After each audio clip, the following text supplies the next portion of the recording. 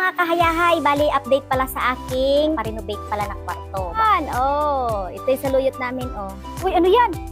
Dali, may kumutot sa singit ko. Ang bango.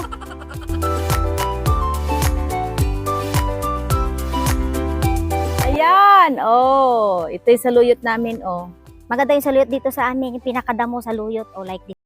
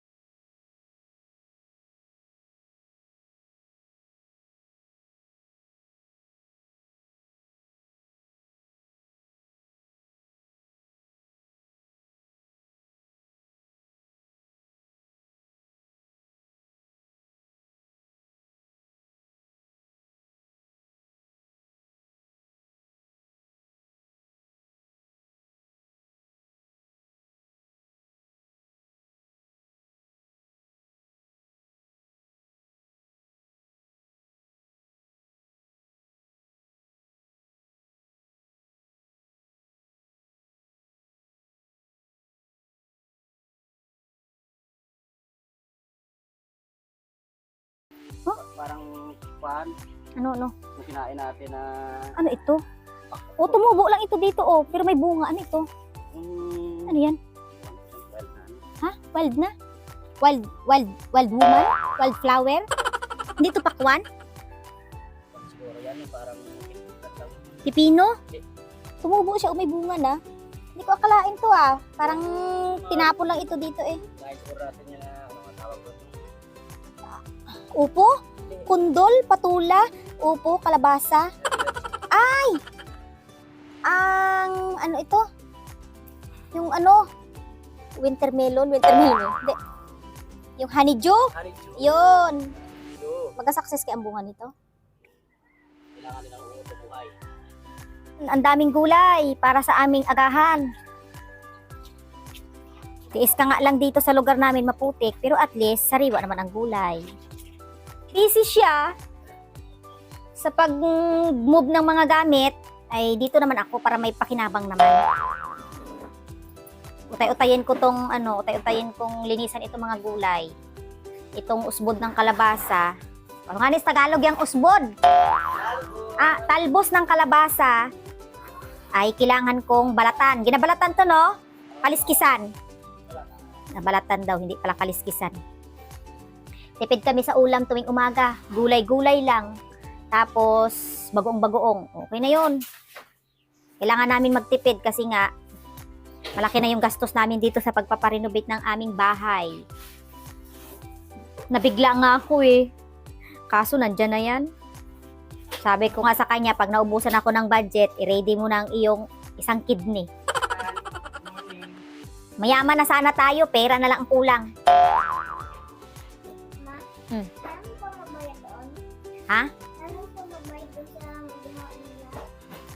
Kung may pambayad ako doon sa ginawa nila, kung may bayad ako doon sa panday, ibenta kita. May magabili kaya sa iyo? Kaso baka malugi din yung magbili sa iyo. Kaya wala ka mang gawa sa maghapon, kundi kumain lang ng kumain, di ka naman nataba.